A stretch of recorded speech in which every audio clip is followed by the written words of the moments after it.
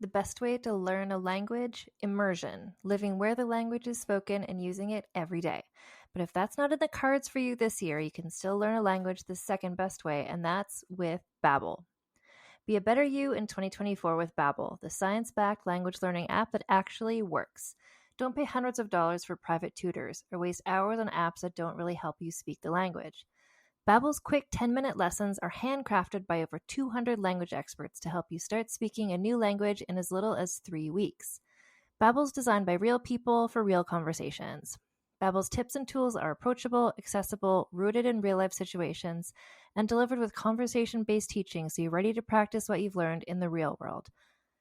For instance, I've been using Babbel's convenient courses to help me learn basic conversational skills in German while I'm getting ready for a little trip I'm planning. It's not a language I'd ever studied before, but I find the lessons really easy and kind of like hand-holding me through learning a completely new language to me.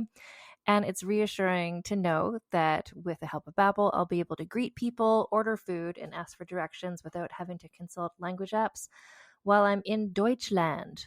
I'm still learning. Studies from Yale, Michigan State University, and others continue to prove Babbel is better. One study found that using Babbel for 15 hours is equivalent to a full semester at college. Babbel has over 16 million subscriptions sold. Plus, all of Babbel's 14 award-winning language courses are backed by their 20-day money-back guarantee. Here's a special limited-time deal for our listeners.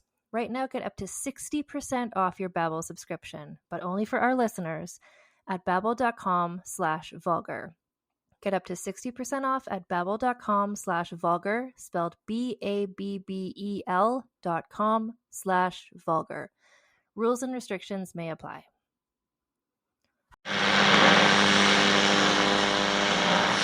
With your long-forgotten name, we call upon you. We call upon you.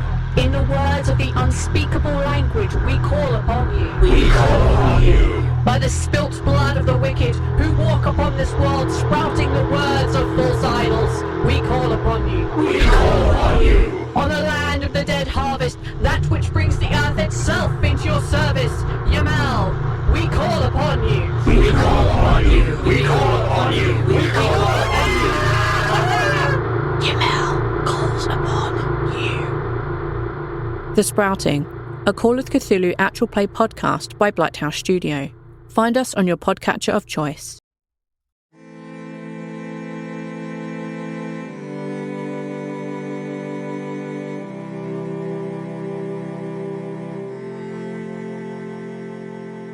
Hello and welcome to Vulgar History, a feminist women's history comedy podcast. My name is Anne Foster, and this is part of our season about Mary Queen of Scots. There's something about Mary Queen of Scots. So one of the reference books that I refer to, I think in so far every episode of that I've done so far about Mary Queen of Scots, has been this book, Daughters of the North, Jean Gordon and Mary Queen of Scots by Jennifer Morag Henderson. So it's a dual biography of Mary Queen of Scots as well as Jean Gordon, who's a woman we talked about just this past week in the episode where we were talking about Bothwell. She was daughter of Cock o' the North, George Gordon, and then Mary Queen of Scots arranged her marriage to Bothwell, and then Bothwell ended that marriage when he did what he did in the last episode we were just talking about. But Jean herself is such an interesting person. And so I invited Jennifer Morag Henderson, the author of this book, to come on and talk about Jean because nobody can speak more authoritatively about her other than her biographer. But also I do want to say that it was really exciting to talk to Jennifer because her book is like the Mary Queen of Scots parts, but also her description of the whole Cock o' the North scenario, the way that she explains the Highlands and kind of what some of Mary Queen of Scots decision-making, even when it gets into Bothwell, was really, really helpful for me in developing the episodes that I've done about Mary Queen of Scots, because Jennifer is coming to this from, it's a different viewpoint than what some other biographies are coming at it with, and it really resonated with me, kind of looking at Mary as a political figure, how she was making her decisions.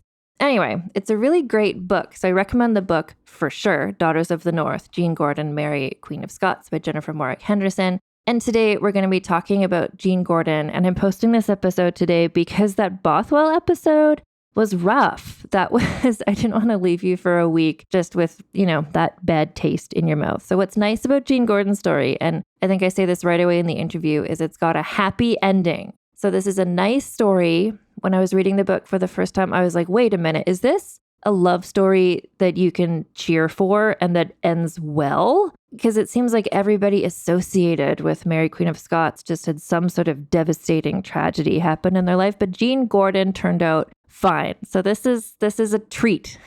I was also really happy to talk with Jennifer. So please enjoy this discussion of Jean Gordon with Jennifer Morag Henderson. Okay, so I'm joined by, from Scotland, I believe, Jennifer Morag Henderson. Welcome, Jennifer. Yeah, thank you. Thanks for inviting me. I am in Inverness in the Highlands of Scotland. I'm really excited to talk to you because your book is so interesting. And I'm really excited to hear you explain the story, but I'm also excited to talk to a Scottish person in this season about Mary Queen of Scots. As a Scottish person, I'm just curious to know, she's called Mary Queen of Scots. For 8 years, she was all over Scotland. I think every castle she stayed in now has a plaque or something saying she was here, she slept here once. So just in terms of, but she's such a French figure as well. And I think she kind of, for quite a while, she wasn't, I don't know, what's her relationship to Scotland now? How do people in Scotland think about her? Yeah, I mean, it's hard to think that she was only Queen of Scots for such a short time because she had such an impact on Scotland. I think people here would definitely think of her as Queen of Scots first. I mean, they would know that she was French. She's definitely in the consciousness. And yeah, as you say, there are everywhere that she visited in the whole of Scotland, they make a thing of that, and people know all about it everywhere. So yes, definitely. I don't know if I can think of another figure for another country who is, her name is Mary Queen of Scots. I would imagine sort of a tourism industry around the things she did, but she personally had so little to do with the Scottish, I don't know, national character. She kind of came from away. All these chaotic things happened and then she left. I don't know if there's another country with a figure who is so thought about, but who is so not actually from there. Yeah, that's really interesting. I've never thought of that because, yeah, you do always just think of her as Scottish. And yeah, you think of her as being taken away to France, but she's a Scot in France. But yeah, when she gets back here, she doesn't know enough about Scottish politics. And that's the big problem with her rule is she doesn't know all the feuds between the different Scottish noblemen, and she doesn't know who should be her friend. And she always sees everything in terms of Europe, which is one way of looking at how Scottish history works at this point in time. But yeah, you really also need to know, because Scotland's such a small country, really. But for such a small country, it's got the different parts of Scotland are very, very different. Like the Highlands of Scotland, the far north is really different to the northeast. The northeast is really different to the borders. The borders are really different to the Western Highlands. And she didn't really understand that. I think there's one moment in her reign where she starts to get that, and she could have made it work. But then she kind of veers off again and starts thinking about England and what's happening with Elizabeth. But it's quite a Scottish tragedy, the kind of being kind of a failure and a tragic figure. That's very Scottish. And actually, what you were just talking about, I was hoping before we get into the story of Jean Gordon, if you could explain North Scotland, Northeast Scotland, how that is so different from, around Edinburgh and things like the clans, and all that sort of stuff. Could you explain sort of how that was functioning during this time? Yeah, so partly it's geographic, partly you've got a big mountain range. So, when you go north, you've got to get over the mountains. It's different land. It's in the south of Scotland, that's where the good growing land is. So you get different things can happen there in terms of towns and cities growing up. Whereas in the far north, where Jean Gordon ends up spending a lot of her time, it's not good growing land. But then you've also got this kind of, you've got these kind of two systems of government, which I talk about in my book. And you've got the kings and queen of Scotland, of Scots rather, not of Scotland. They're kings and queens of the people, not of the land, which is an important distinction. So you've got them, but you've also got the clans and the clan chiefs.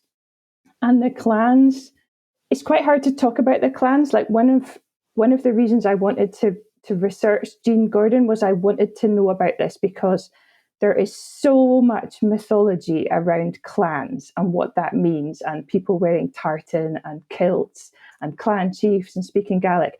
And I really wanted to know what was actually going on at the time of Mary Queen of Scots, and particularly for Jean Gordon, who's in the far north of Scotland, which is not quite the same as the west of Scotland.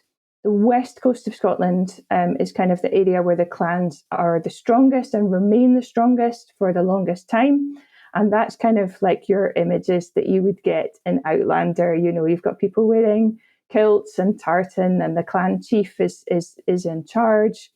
Yeah, this is a little bit complicated. So historically, there was the Lord of the Isles, and the Lord of the Isles was genuinely as powerful as the King of Scots. So the Lord of the Isles that's part of the clan system, and it's like a kind of loose alliance of clans, and it's going over to Ireland, which is obviously also very, very Celtic. You're thinking about the sea as the way that all these things are joined up. The Lord of the Isles was defeated by the King of Scots, and then the King of Scots is now in charge of Scotland. But there were kind of ongoing claimants to be the Lord of the Isles. And the very last claimant to the Lord of the Isles dies the same year that Jean Gordon is born. And this is really important because it means that throughout Jean Gordon's lifetime, the clans are kind of in this state of flux where they're all kind of fighting each other, and there's loads of clan feuds and really, really bloody battles. But they're no longer a threat to the King of Scots or Queen of Scots as it becomes. But they are, or they were, two different systems. They even speak different languages. So the Mary Queen of Scots, she speaks Scots, which is a type of English, close to English, not quite the same as English. The clans speak Gaelic. But probably at the time of Mary Queen of Scots, there was probably, the default would be to speak lots of languages.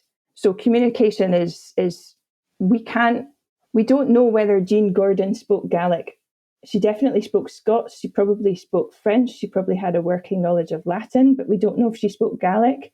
But we do know that by the time of her grandson, he doesn't speak Gaelic because the power of the clans is declining. As soon as the lordship of the Isles is gone and the last claimant is gone, this is like the slow decline of the clans. And I make quite a big thing in my book of talking about how there are the clans, like the clan Mackay, and then Jean sees herself as part of the House of Gordon. And the House of Gordon is not a clan. It operates in a very similar way to a clan. It's a big family grouping. But their allegiance is to the Queen of Scots or King of Scots, and they speak Scots. They don't speak Gaelic. And so I think that leads us kind of beautifully into talking about, I think, another important context. Like, again, we're going to talk about Jean Gordon, but can you explain the role that her father had at the time that she was born? And her father is he looms very large. He's such an important person. So can you just describe where he fits into this landscape? Yeah, so he's really, really important. He's one of the most important noblemen in Scotland. He has a huge amount of power in the northeast where he's based. That's where he's the Earl of Huntly. That's where he controls loads of land. He has loads of families who pay allegiance to him. He grew up at court with James V, Mary Queen of Scots' father, and he's a trusted figure at court. He actually acts as regent at more than one point. So he's been trusted to be in charge of the whole of Scotland. And he is basically the most powerful Catholic nobleman in Scotland by the time of Mary Queen of Scots. Not because a lot of people by this point have converted to Protestantism. And he's the most powerful Catholic nobleman.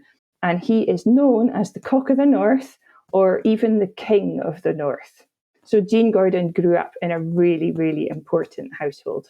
And you describe in the book as well the castle, which is now, it's sort of a ruin now, I guess. But you really describe how fancy it was. Can you talk about Huntly Castle?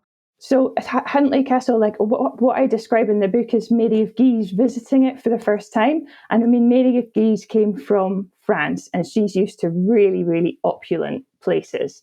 And she's in Scotland. She's like, oh, it's kind of small. The castles are cold. So she's on this kind of progress north. Like the further north they went, they're getting into the clan lands. People are speaking Gaelic. Like the French kind of entourage that she was with, they thought like it was pretty backward. And then all of a sudden they see Huntly Castle, and Huntly Castle is just magnificent. And it is specifically designed to look like a French castle because Huntly, Jean Gordon's father, had spent time in France, and then he'd come back and he'd used a lot of his money to build a French castle in Scotland. And it was, I mean, it's a castle, but it's not one building. Like it's a collection of buildings. So there's several different buildings. They're a big tower house. And then they've got it kind of arranged so that Jean's father has like one floor with a suite of rooms. And then Jean's mother has another floor with a suite of rooms. And the castle's still there. It is a ruin. It's a pretty magnificent ruin because it was rebuilt mainly by Jean's nephew, but you still get a sense of just how big it is and how you can still see the cobbled roads that they would have rode up to get to the castle. And this would have been like Mary of Guise would have been traveling along dirt tracks and like sailing and really like thick wooded countryside and really in the middle of nowhere. And then all of a sudden there's this cobbled path that leads up to this French looking amazing castle in the northeast. So Jean Gordon, she is born. She's got numerous siblings. So when she's born, what's the lay of the land? What's going on there? How are things for her dad and for their family? Yeah, so she has a big family, many brothers who are all very close to each other. She is the youngest daughter. She has older sisters. The oldest is already married. Her oldest brother is already married. So she's one of the younger ones in the family. So her family are doing well at this point. I mean, her father they're wealthy. They're doing well at the Scottish court and everything. Scotland itself is not doing great. Jean is almost the same age as Mary Queen of Scots. So it's kind of when she's born, there's the rough wooing and there's kind of wars with England. And Jean's father, of course, is involved in all of this, and he is captured by the English more than once. But being captured, if you were a nobleman, I mean, it wasn't like you got thrown in the worst jail ever. You got kept in quite good conditions. So even if things are not great, he is still at the very top of things not being great. So things for the Gordon family are still very, very good. Yeah, and so she's growing up, and this is the period of time Mary, Queen of Scots, is in France. So it's kind of alternating between who is the regent, like Mary of Guise is for a while. There's also various other men who are doing that. So what's the status at this point of her Catholic family during the Regency era of Mary, Queen of Scots? So Mary of Guise obviously wants Scotland to be Catholic, and she negotiates with Jean's father. But the thing is, he is so powerful, she can't let him get too much power or he might be a threat to her. So she promises him the lands of Murray, which are the lands that everybody wants. They're crown lands. So Murray isn't at this point passed on from father to son. It's the King or Queen of Scots gets to decide who has Murray, and everybody wants the lands of Murray because they're really good, fertile lands. She kind of strings Jean Gordon's father along. She's like, if you help me and support me to be the regent, then I will give you the lands of Murray. And then once she becomes regent, she's like, well, actually, I've promised them to somebody else, and I don't think you're doing a very good job of keeping the peace up in the north of Scotland, so maybe you're going to have to help me a bit more before I reward you. So although he's the most powerful Catholic, Mary of Guise is also trying to keep him so that he's not so powerful that he becomes a threat to her, because he has been regent before. So obviously she doesn't want him to take over again. What would be the next significant thing that happens to her family during Jean's, prior to her first marriage, which we're going to get to, like between being born and that first marriage? Can you sort of explain, and I mean, your book gets into this in detail, but an overview of kind of what happens? Yeah, they are like right at the top. Okay, so they're really, really powerful. And then Mary, Queen of Scots, comes back from France, and you would think that she'd be like, okay, these are the most powerful Catholics in Scotland, so they must be my allies. And that is not what happens at all. It all goes completely wrong for the Gordons. And Jean Gordon's father, he assumed that he would be on Mary Queen of Scots' side. And he'd said to her, when you're coming back from France, why not come to the north of Scotland? You can join with me in the northeast, and then we'll ride down towards Edinburgh. But of course she doesn't. She lands in Leith, and she puts a lot of trust in what her half-brother, James Stewart, what he says. And James Stewart tells her, you don't want to trust Huntly, you don't want to trust Jean Gordon's father, trust me instead. And if you remember those lands of Murray that Jean Gordon's father wanted, James Stewart also wants them. Because with him being the bastard half-brother, he doesn't have the same amount of lands and power that he feels should be his birthright. He wants these lands of Murray. He kind of talks Huntly down and says, Scotland is Protestant, and of course James Stewart is Protestant. He's like, you can't upset the delicate balance, and Mary Queen of Scots doesn't want to do that at first. She wants to keep it so that there aren't horrific religious wars. So she goes along with what her half-brother says. And then she comes north on a kind of progress to show everybody who she is. And this should have been the moment that she met Jean Gordon, and she met Jean Gordon's father, and things could have gone really well. But there's this really awkward story with Jean's brother, John. And John has been involved in this quite complicated dispute involving land, and there's a woman involved. But anyway, basically what's happened is Jean's brother John is on the run. And Mary Queen of Scots, one of her jobs while she's on this progress in the north, she wants to kind of catch him and put him in prison. And this kind of escalates in a really suddenly escalates, much more than you think it could. And all of a sudden what happens is Jean Gordon's father and brother, John, all of a sudden, they're at war with Mary Queen of Scots. And they didn't really want this to happen. They wanted to be on her side. They wanted to be like Catholics together and working together.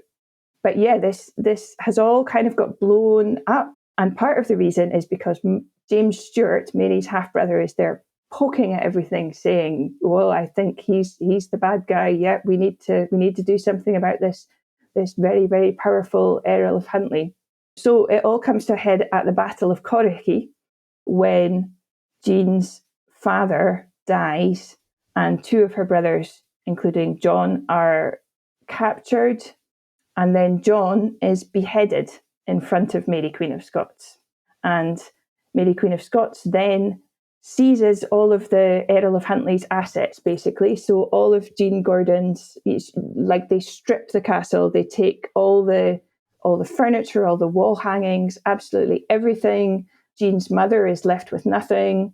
It's just like this absolutely dramatic downfall from the Gordons being the most important family down to absolutely nothing. And James Stewart becomes the Earl of Murray, which I think is the motivation behind the whole thing. And I have to say, from reading your book and seeing that sequence of events was where I really understood her half-brother and just kind of how awful he was. I hadn't really... There's so many other awful men in this story that kind of upstaged him, but I was just like, oh, he's also arguably just as bad. He is very consequential. And yeah, I have to say he comes out in my book as definitely being the bad guy. Yeah, he knew what he wanted, and he was on a mission to get it. And maybe he could have been forgiven if his regency had turned out to be not so short, but it was short. But yeah, he doesn't come across well, I would say. He does not have the Stuart charm. No, and then also just the fact that Mary trusted him so much in the first place. He knew how little she knew, and then he was able to sort of explain to her through his point of view, like, oh, you should maybe not trust this guy. And then... Yeah, she always, because Mary of Guise, her mother, had actually left, and she tried to communicate to Mary Queen of Scots who you should trust. And she'd said, you're going to have to be careful with the Gordons because they are so powerful. But she had recommended that she should trust them. But Mary, Queen of Scots, had been brought up at the French court to always put family first. And she thought, this is my half-brother. He will automatically support me as queen. Everything my half-brother says will be for my good. And it wasn't. It was for his. So we've got Jean then and her family who very quickly went from being so powerful and so influential to, as you described it, the furniture taken away, everything. Turning back to her, what was her experience like when that happened, would you imagine? I mean, for Jean Gordon herself, it must have been pretty traumatic because she would have been, everyone in the story is so young. I mean, Mary Queen of Scots is 18 at this point, and Jean Gordon, she's about 16. I mean, at this point, she was thinking about, who am I going to get married to? Oh, I really like this guy, Alexander Ogilvy. Oh, things are going to be quite good. She had all the money. She was in this powerful family, but she's the youngest. Maybe she can do what she wants a little bit more than her older siblings. And then, all of a sudden, they're the Queen's enemies. And she ends up in Aberdeen watching her brother be beheaded. And all these rumours are swirling her brother's the worst person in Scotland and he was trying to kidnap Mary, Queen of Scots. And she knows this isn't what happened. And then she's taken away from the place where she grew up. All of her stuff is taken away. She has to move down to Edinburgh. I mean, what would her mother do? It's not when I say that her and her mother have nothing, they have nothing in the sense that they are noble women. And at that point in time, they would have seen themselves as completely different from people who had no money. And so would Mary, Queen of Scots. She wouldn't have left noble women to starve. So what they have to do is they have to go to Mary, Queen of Scots court. They have to go to the court and sit with this woman who she's just watched order her brother to be beheaded, who's just been the cause of her father's death.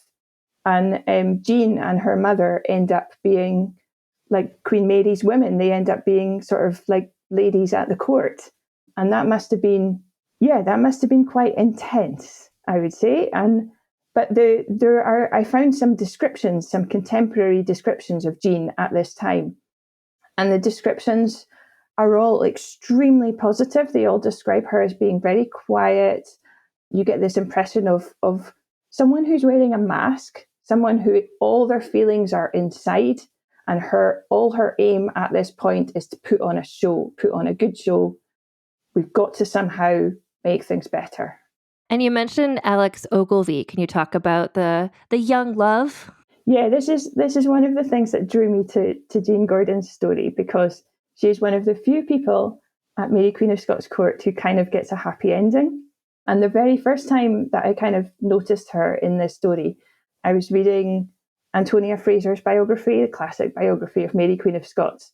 And it's talking about Mary, Queen of Scots and Jean Gordon and Bothwell. And there was a little asterisk and a little footnote. And it said, Jean Gordon, she wanted to marry someone else before she married Bothwell. She wanted to marry this man called Alex Ogilvy. And she does get to marry him at the end of her life and have a happy ending. And I was like, I want to know more about that. So there was this young man called Alexander Ogilvy, who was a minor nobleman. And we know from various different sources that they had some sort of connection when they were teenagers, 16, 17, a very strong connection, evidently. And then, so Jean has this very long and very eventful life. She actually marries 3 times. But at the very end of her life, she does marry the man that she loves, that she has loved since she was a teenager, Alex Ogilvy. That's one of the reasons why I'm doing, this episode is coming out when it's coming out, just because we've gone through Mary, Queen of Scots and sort of everything going so wrong. I thought, let's counterbalance that for a minute with somebody who something nice happens to her. But before we get to the something nice happening to her, let's talk about her first marriage and how that came about, because that's kind of where she's, as you mentioned in the Mary, Queen of Scots biography, in the historical record. If anyone prior to reading your book, prior to your book being published, knew about Jean Gordon, they knew, she was the previous wife of Bothwell. So how did she end up married to Bothwell? Yeah, so this is kind of the moment where I think it could have worked for Mary, Queen of Scots, because so everything's kind of gone wrong with Darnley. And Mary, Queen of Scots, has realised that her half-brother is maybe not working in her best interests. So she starts to look at who's at court, who's actually on her side.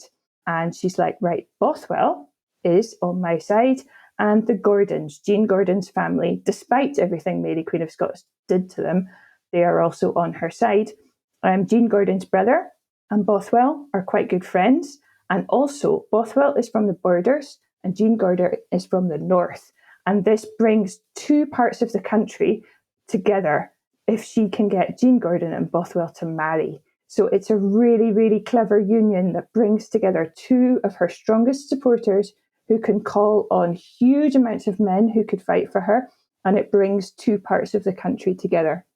And Bothwell has all sorts of connections to the north as well, because he, although he's from the borders, he actually grew up partly in the north of Scotland with his great uncle, in Murray, in fact. So he has all these connections with the north and he understands it. So it could have been a great success if Jean Gordon and Bothwell had actually liked each other, which they didn't. Is this you say this in your book, and whether it's true or not, it's a good story, but wasn't there something like on their wedding night, Jean Gordon appeared dressed in like black mourning dress to be like, I don't love you, I will never love you, I love Alex Ogilvy. Yes, I am in mourning for my lost love, I was forced to marry you. Is it true? I spent a long time looking for the source for this because it came up in a lot of secondary sources. And I was like, where is this story from? I want to know more about this. It's obviously quite an intimate moment, their honeymoon. So I think the source that I could trace it back to is Bothwell's mistress, Anna, the Scotifruin from Norway. The casket letters, and you'd probably need like a whole 2 hours or so to go into the casket letters. The casket letters are probably based on letters that Mary, Queen of Scots, wrote, that Jean Gordon wrote, and that one of Bothwell's mistresses or former wives, Anna, wrote. And the story about Jean Gordon wearing mourning clothes seems to come from Anna, because Bothwell had this mistress and this becomes entangled with Jean's story, and they were kind of they sniping at each other, and Bothwell was telling both of them a lot of details. So, I think it's a very, very good story. There certainly seems to have been something very dramatic happen on their honeymoon, because it's cut very short, and Bothwell comes back to Edinburgh to Mary, Queen of Scots court a lot earlier than planned. I'm going to talk about the casket letters in the next episode, but effectively, they were letters that were later rewritten or reinterpreted as like these were from Mary, Queen of Scots. But actually, what you found is they were probably letters from Anna, letters like from Jean. Like these were the people writing to him, not Mary. Yeah. I think they make a lot more sense if you see them in the context of Bothwell's life rather than in the context of Mary, Queen of Scots' life. Obviously, they're kind of altered and used as evidence against Mary, Queen of Scots, and some of them certainly came from Mary, Queen of Scots. But yeah, I use my book's all kind of referenced, and you can follow the footnotes to see where I got the references for the casket letters. But yeah, there's a biography of Bothwell, which is a very passionate biography, it's quite old now, by a guy called Robert Gore Brown, and I very much kind of, that was my starting point for learning more about Bothwell's life and about his mistresses and about kind of exploring the casket letters that way. I will say, and what I have attempted to do in my own Mary, Queen of Scots episodes, because I'm coming in knowing how the story ends, but a lot of listeners don't. So I'm trying to do, inspired by what you did in your book, to just like, here's Bothwell, and he's helpful, and he's in her corner. Like, I don't want to spoil how it all ends, but you do such a good job in your book. I was just like, wow, I've never, especially early on when he's there and he's by Mary, Queen of Scots' side, I've never seen him be treated so evenly, I guess. I find Bothwell fascinating. I mean, he raised such strong emotions at the time, and he still raises such strong emotions now. But yeah, it's hard to look at his story without knowing what happened to him. But I think it's really important to see how he was seen when he first appears on the scene, and how Mary would have seen him, and to understand where he's coming from and his background as well. side note, and we don't need to get into this, but on the television show Rain, which I don't know how people in Scotland feel about that show, but I thought it was really an interesting choice that the show made when they introduced Bothwell as a character. He's this strapping, handsome guy who is helping her. And I thought, what are they doing? Why would they ever? But in your book, it's like, that's how he comes on the scene. Yeah, I would say I haven't seen Rain. Well, that's not true. I managed 10 minutes of Rain. Yeah, I would say when he first appears, he's not how he's seen later on. And also a lot of how we see him is through the eyes of in terms of contemporary sources. A big contemporary source that everybody uses is the English ambassador's notes. And the English ambassador does not like Bothwell because Bothwell, at a time when people's allegiances were often to their religion first, Bothwell, his allegiance is to Scotland. So the English ambassador is not going to like him. And this partly comes from where he lives, because he's from the borders. And the borders are the region that suffer the most when Scotland and England fight, because the fight is obviously going to be on the border. So he sees things differently from a lot of the lords whose lands are not the ones that are being fought over. But he's also, I do want to mention, it's not like he comes in and he's great and then he turns great. Like he's a wild card. He is. Like he's coming into this. He's got Anna, who is maybe his wife, but like they had some sort of entanglement. He is married to Jean in this. And if he and Jean had had a different personal relationship, things could have gone very differently. But they right away clearly don't get on with each other. He very quickly starts having an affair with one of the servants, right? Yes. Yeah. Well, the affair with the servants, that's what's cited in the divorce that he gets from Jean. So that's why we know so much about that. But yeah, you can't really say, oh, he was the good guy. I mean, he's got his own character quirks. I find Bothwell so interesting because he's like, here is point A and here is point B, and I'm going to go from point A to point B no matter what is in the way. And what is in the way might be other people. You might cause all sorts of problems, all sorts of hurt, but he has a vision. People with a vision are uncomfortable. So we're going to get to how this marriage unravels. I don't know. But if we're just kind of going sequentially, the next major historical event that Jean is tertiarily involved is the murder of Rizzio. Yes. So she would have been there that night. Yeah, she was living in Hollywood at that point, in married quarters with Bothwell. And Bothwell is there. Her brother is there. Her mother is really involved in the escape that Mary has to make afterwards. So yeah, that is like another moment when it's the moment where this thing that Mary, Queen of Scots, has set up with Bothwell and Jean, it seems to work because she's in trouble. Who's going to come in and save her? An alliance of the Gordons and the Borders. And it works. Yeah. There's a part in your book where, and again, I don't want to be like, is this true? Is it not true? But you say it and it's a great story. So in the part where Rizzio has been murdered, Mary is sort of trapped in a room and she's being sort of held hostage. Jean's mother comes in with a rope ladder in a tray, pretending like it's food so she can escape. Yeah. She was, so Jean's mother was one of Mary's kind of ladies in waiting, like lady who would help her. And she comes in and Mary, Queen of Scots, is pregnant, obviously very, very pregnant. And she's like, I'm not feeling great. Someone's going to have to check me.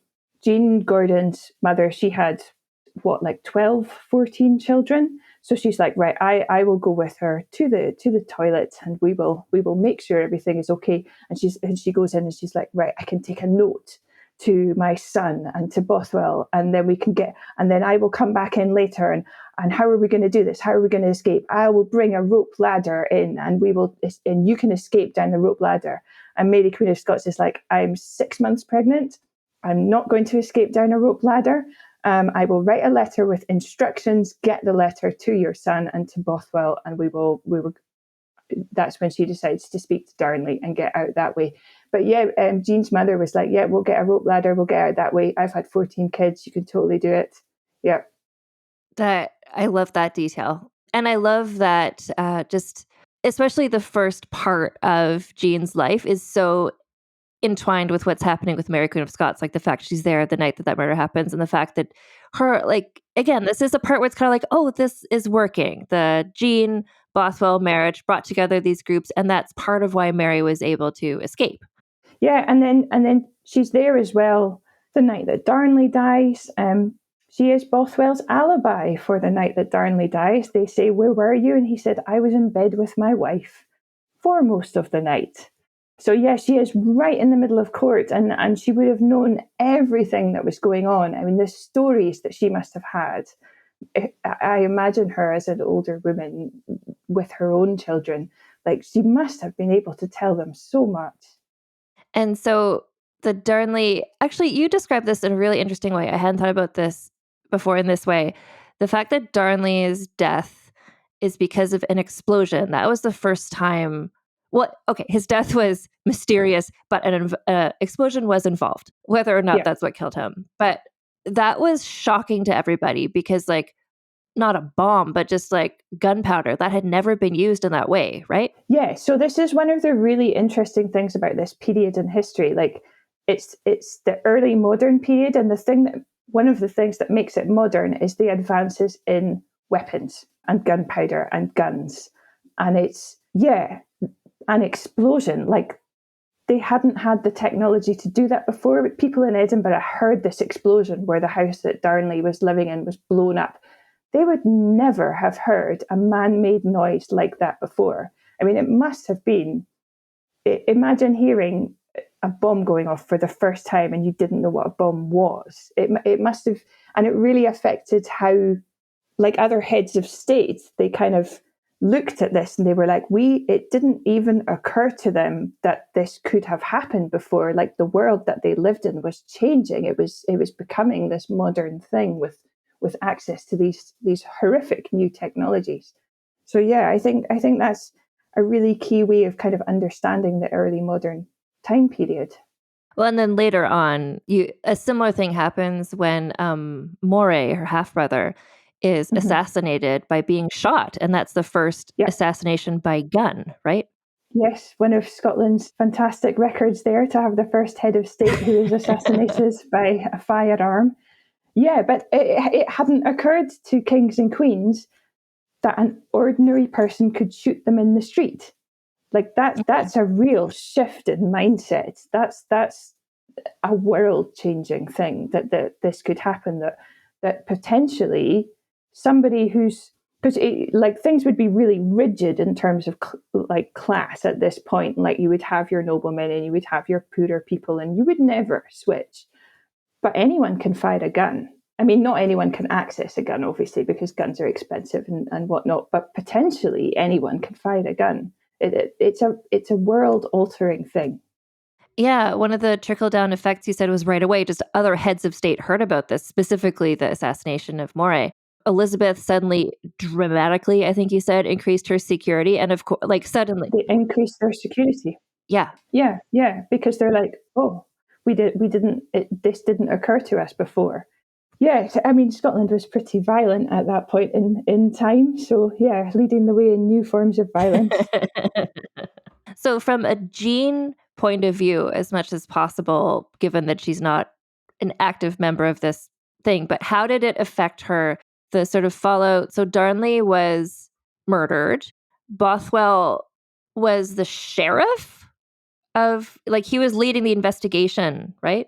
Yeah, it's one of his titles at this point. Is one of his sort of positions of responsibility is he's officially in charge of justice in pursuing who might the murderer be. But all these placards are going up saying, well, we think it's Bothwell who's the murderer.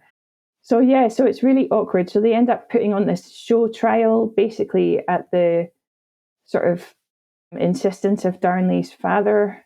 But Jean is actually really ill at this point. So she is not even, like, you only hear about what's happening between Bothwell and Mary Queen of Scots at this point. Jean is barely in this story because she would have been, because her job is to run Bothwell's estates. That's what she would have done as Countess of Bothwell. So she would have been in his main castle, which is a little bit south of Edinburgh. But yeah, the report is at this time that she's just really, really ill. And we don't know, it's hard to tell what illnesses are at this distance. She does retrospectively say it's partly stress because she's married to Bothwell. Honestly, fair. So why did people immediately suspect Bothwell of being involved in the Darnley murder? Well, he was probably involved. Yeah, definitely. But also Mary's half brother Murray. He does not want Bothwell on the scene. Yeah, he would be a useful fall guy for a plot that probably an awful lot of people were involved in. Well, yeah. Well, when you think about if you need to make the plan to blow up a house, which no one's ever done before, to acquire the gunpowder, to do everything, to do that, like one person didn't murder Darnley. Like this was a group of people. So the half brother, again, he's still on the scene and still being like, to me, like a surprise bonus villain in a story full of villains. So you make a point in your book and you do it in a very subtle way. Every time something major happens like this, he happens to be out of town. He's never there. He's like, well, it definitely wasn't me because I definitely wasn't in Edinburgh on the night when that happened, and also I wasn't there the week before or the week after. But he's always not there. I mean, he knew what week he had to not be there. Yeah. But yeah, he knew what was going on. Practically everybody, I think, knew what was going on because nobody wanted Darnley at that point. And there's this big explosion, but Darnley escapes from the explosion. He's found strangled outside. He doesn't actually die in the explosion. And there were kind of reports of because there's the big explosion, so everyone comes running out their houses. So there's these reports of kind of ordinary Edinburgh citizens say that they heard Darnley saying, "Oh, pity me, kinsman." So presumably it was a kinsman, possibly Douglas, who strangles him. But I mean, if you're an ordinary Edinburgh citizen and all of a sudden you're embroiled in this plot that all the nobles in Scotland seem to be embroiled, they would never have got a sensible witness to the witness box. Nobody would want to draw attention to themselves in that way. So there's this show trial, and just through the book, and you've done, and I want to tell the listeners, like Jennifer does such a fantastic job of explaining who is who, even though everybody is named George. You find other things to call them. But when you talk about the show trial and you're like, and here's the jury, and the jury is like Alex Ogilvy, Jean's brother. It's like rigged. Yeah. It's like all people who we've met before in the book. Yes. The jury is, if they're not a Bothwell supporter, they're a Gordon supporter. And because the Gordons and Bothwell at this point are still, I mean, all the nobles knew each other. It's a small country and it's a small elite. But yeah, the jury was very heavily weighted towards people who would do what the Gordons and Bothwell wanted them to do. And so Bothwell is found innocent. And I mean, I talked about this in the previous episode, like what happens next, like no one could have foreseen, which is that he decides he's going to marry Queen of Scots and makes that happen in a very violent way. But so Jean, he's already married to her. So how yes. Do you think, I think you suggest in your book, maybe she was so ill, he might have thought, oh, she's about to die, so that'll make this easy, but she didn't die. So how did that marriage dissolve so that he could marry Queen of Scots? Yeah, so they divorced very comprehensively, in both Catholic and Protestantly. When Bothwell is in Dunbar with Mary Queen of Scots and all the stuff is happening there, he kind of sends an express rider to Jean and he's like, we're going to get divorced. And she says, no, we are absolutely not going to get divorced. And he says, oh, yes, we are, with how much force, we don't actually know. But eventually she's like, okay, I suppose we're going to get divorced. And they do. She manages somehow to hold on to the land that he gave her in their marriage settlement, despite the fact that they get divorced. She didn't want to be, because she'd already seen her family go from really powerful to absolutely nothing. She didn't want to end up with absolutely nothing again. That's kind of one of her kind of reasons probably for saying, I don't want to get divorced. And also she was Catholic, so she couldn't really get divorced. It was a kind of separation. And yeah, just like the whole thing was becoming a mess, and she just didn't want it to happen and become like this. So she's trying to stay out of the mess and trying to keep herself safe and still with some money and land.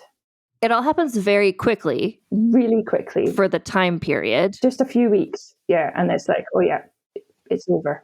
Yeah. And so, but then also what happens with Mary and Bothwell's new marriage, which I talked about in the last episode, like that all goes bad really quickly. Like Bothwell is now a poisonous person to have anything to do with. And so Jean, how does this affect her reputation to be the ex-wife of this guy who is now public enemy number one? And now we're just going to take a break for a word from our sponsors. As a podcast network, our first priority has always been audio and the stories we're able to share with you. But at Realm, we also sell some pretty cool merch, and organizing that was made both possible and easy with Shopify. When you think about successful businesses like Aloe or Allbirds or Skims, an often overlooked secret is the business behind the business that makes selling and, for shoppers, buying simple. For millions of businesses, that business is Shopify. That's because nobody does selling better than Shopify. It's the home of the #1 checkout on the planet. And the not-so-secret secret that's definitely worth talking about is that Shop Pay boosts conversions up to 50%. That's more happy customers and way more sales going. If you're hoping to grow your business, your commerce platform better be ready to sell wherever your customers are scrolling or strolling, on the web, in your store, in their feed, and everywhere in between. Businesses that sell more sell on Shopify. Upgrade your business and get the same checkout we use with Shopify. Sign up for your $1 per month trial period at shopify.com/realm, all lowercase. Go to shopify.com/realm to upgrade your selling today. Shopify.com/realm.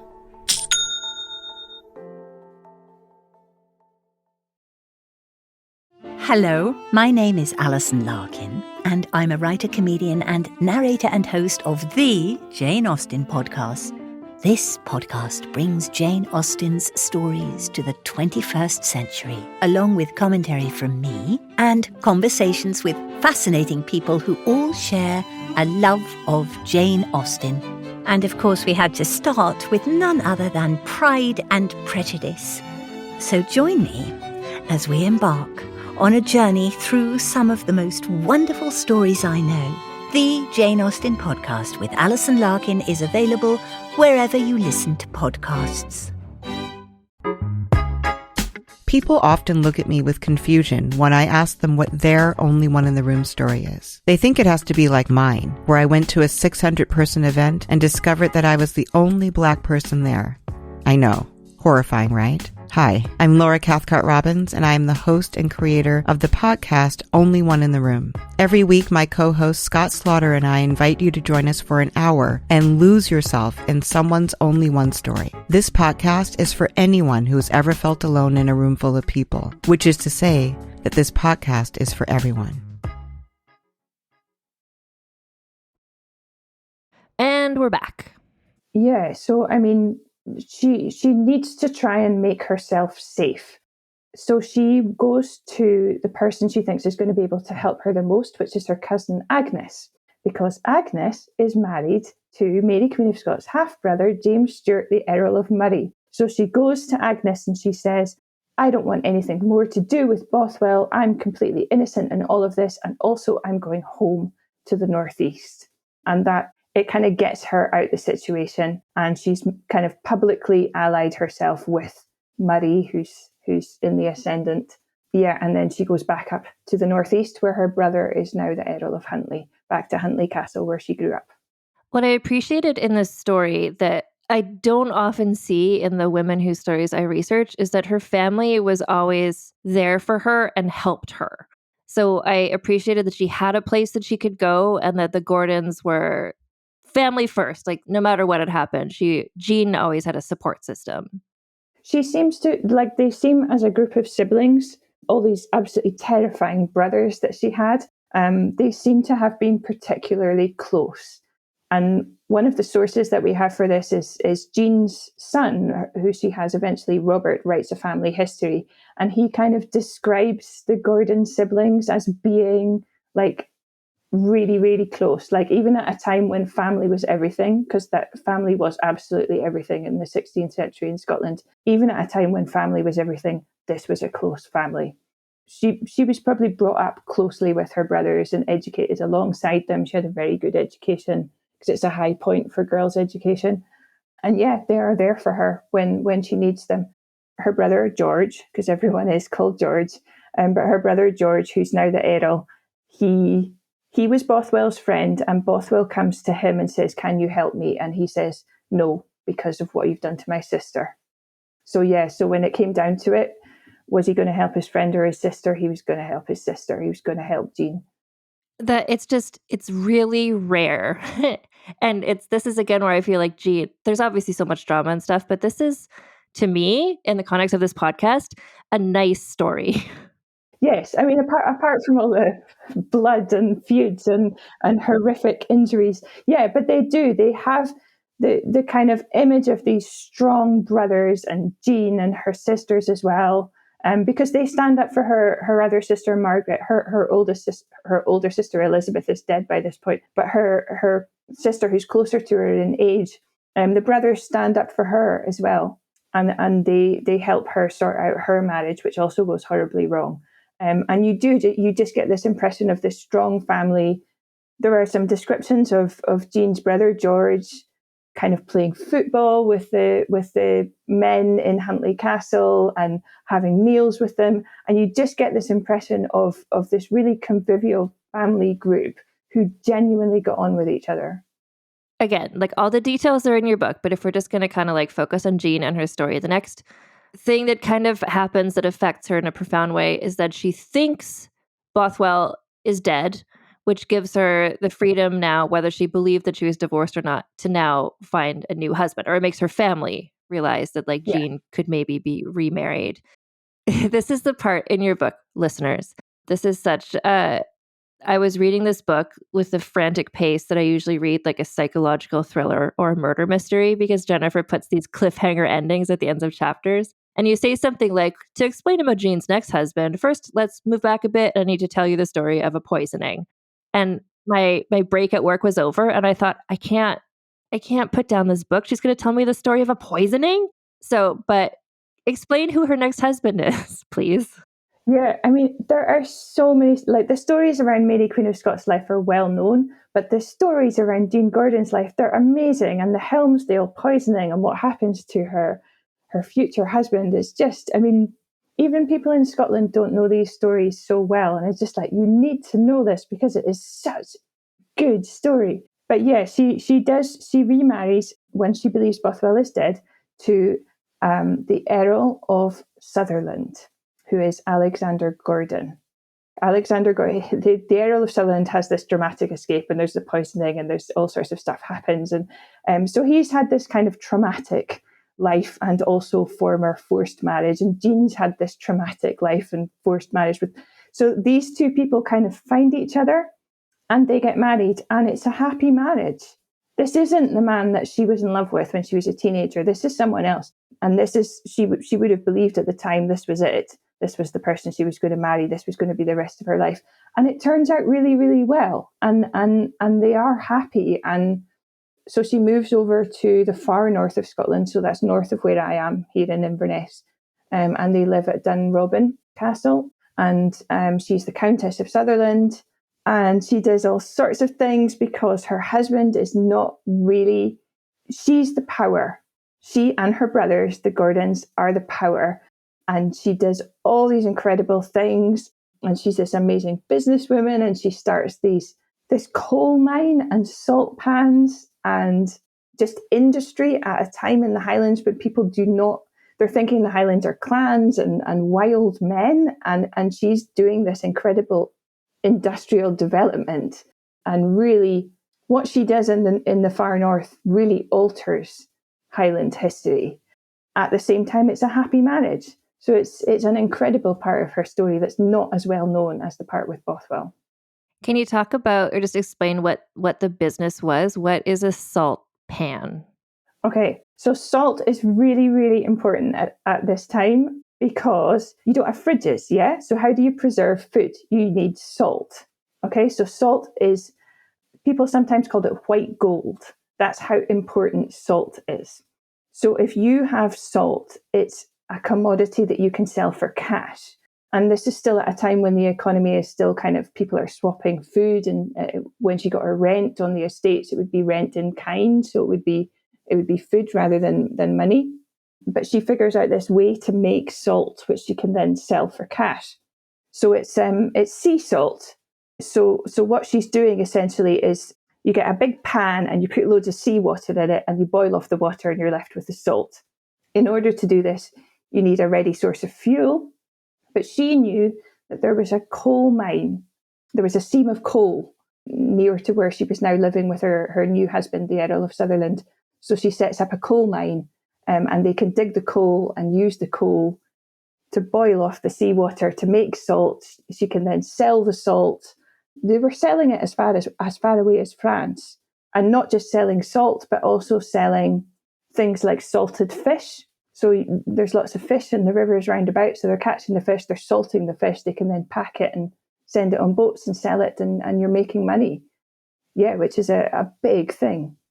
I think this is where in your book you have like part 1 and then part 2. But to me, / to the average, history aficionado, if you've heard of Jean Gordon, it's like, yeah, she was the previous wife of Bothwell. And so everything we just talked about, like she was all up in the Mary Queen of Scots story. But then the whole rest of your book is like, and then she did other stuff too.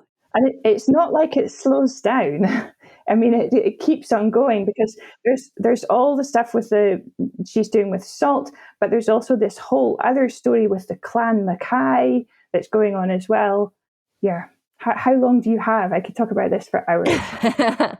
Well, and this is the thing. This is where, like, we got to the Mary Queen of Scots stuff. I was just like, I know that story in another context. So just seeing what Jean's involvement was like, okay, this part, yeah, Darnley, Bothwell, okay. And then this stuff where you're just like, what was happening? Here's what I know now, which is just that Scottish history is really exciting.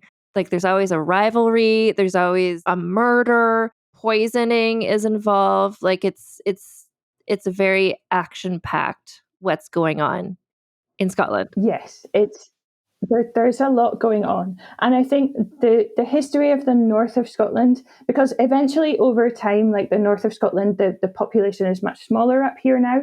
But at the time that Jean Gordon was living, that hadn't happened yet. The clearances hadn't happened yet. So, but because of everything that's happened since, the history of the far north of Scotland is really understudied. And I really obviously my own way into the story was Mary Queen of Scots, and I was interested in Mary Queen of Scots, but then I was interested in the north because I'm from the north, and I was like, the bit with Mary Queen of Scots is interesting, but there's all this other stuff which is also fantastic, and there's just the stories, and you get such a strong impression of the personalities of everyone involved, and it seems I wanted to tell all the stories because they seem so real, like they are real, but it's so modern. Like one of my main sources for my book was Jean Gordon's own letters, like written in her own handwriting.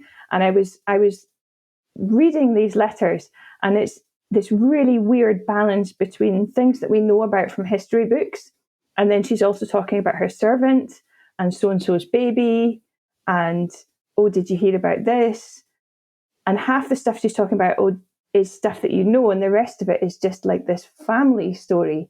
And I loved that mixture of the kind of grand stories of history, and not just Scottish history, but European history.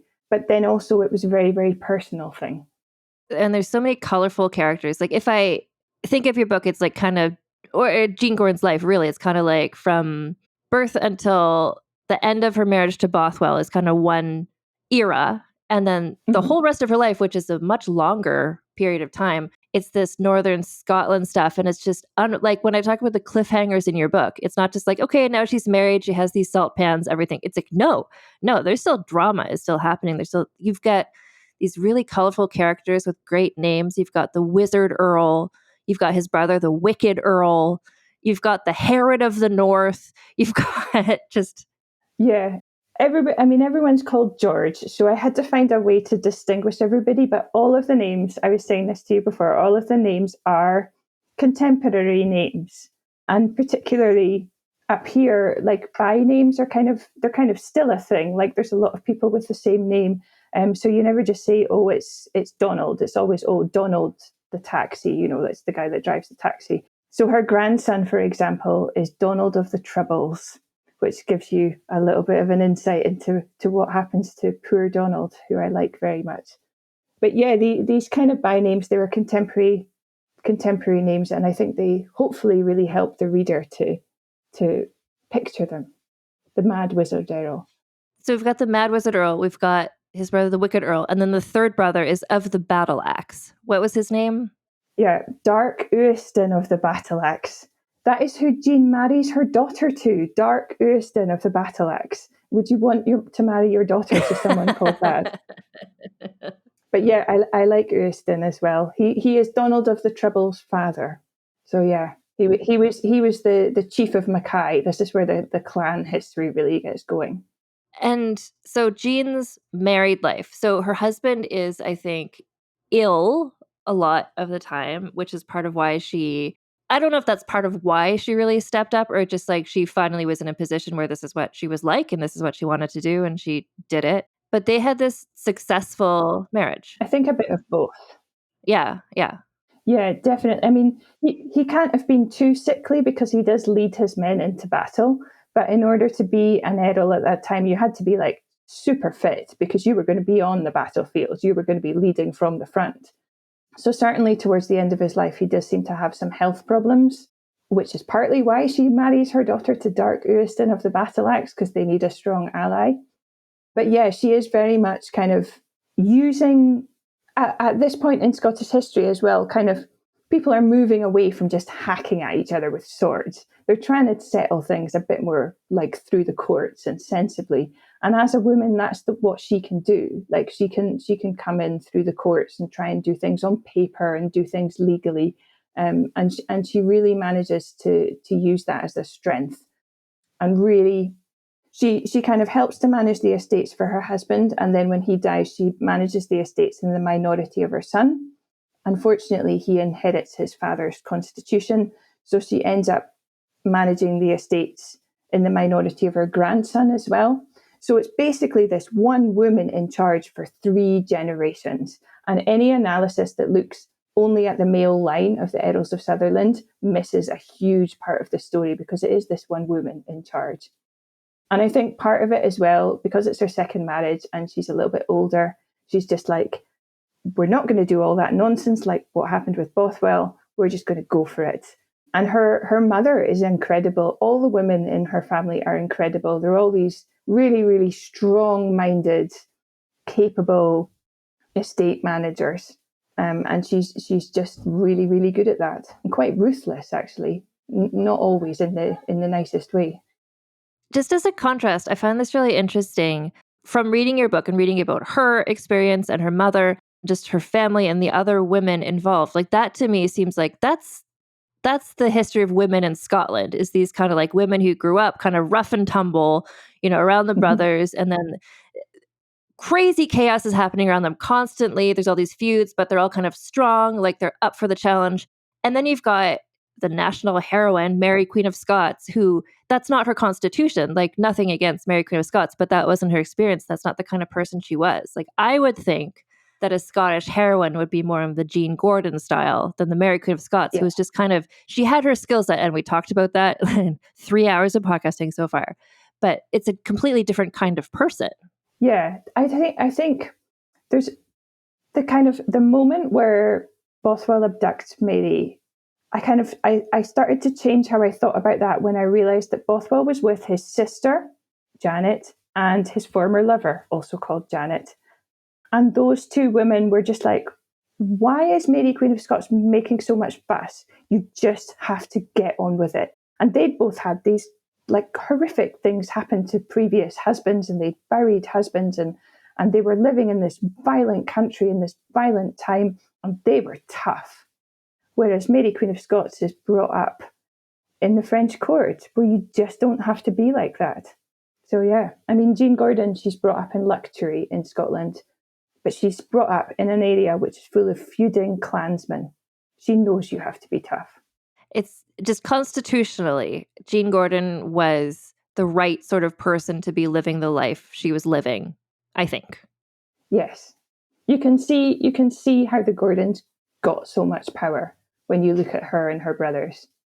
And so she has various children, and then eventually she is widowed. Her second husband passes away, and coincidentally, her long-lost childhood love, Alex Ogilvy, also widowed at around the same time. And then what happens? Yeah, he married one of the four Marys, the famous attendants who supported Mary, Queen of Scots.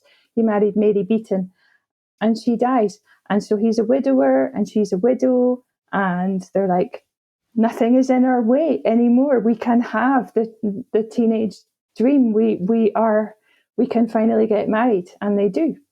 About how old are they at this time? So he is slightly older than her, but she would have been in her 50s. So I think he would have been late 50s, early 60s maybe.